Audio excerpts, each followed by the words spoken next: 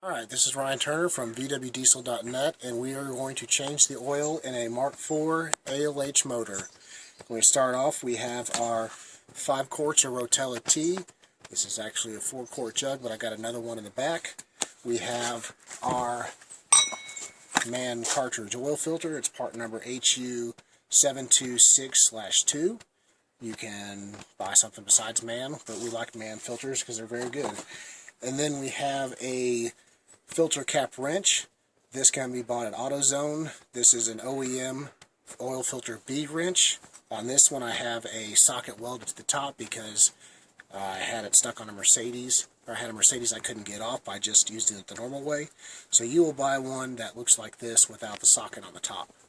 Starting off, we're going to place the oil filter wrench on the top with our ratchet.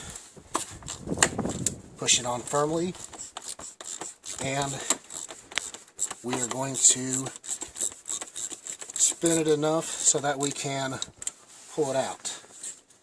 And we are just going to pull it up just a little bit, like that, and that will let all the oil in that cartridge housing drain down into the pan. We are also going to take the cap off just for good measure.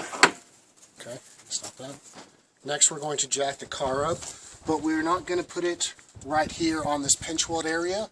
A lot of times people jack up cars on this area right here, and it just crushes the bottom, so we're going to go underneath the car and hit a more secure suspension mounting point. Or you can also use the frame rail and lift off that. Make sure that you have a jack stand handy. We just happen to have one right here. Cheap little Walmart jack stand. Harbor Freight, it doesn't matter. A jack stand is a jack stand. Slide the jack stand underneath the car. Take up the slack. And you're good. Alright. I'm going to put a 19mm on the nut on the back of the pan, and you're going to pull towards the passenger side. Loosen the oil plug, drain the oil into the pan.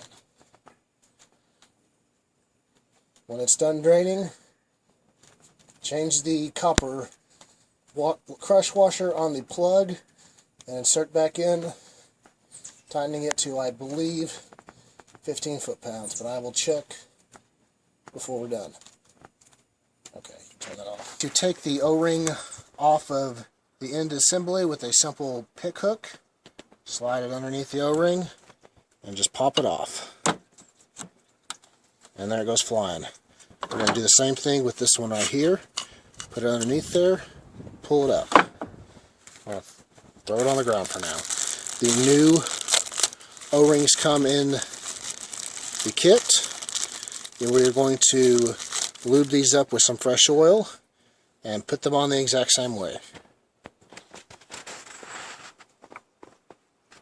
The oil filter is marked top.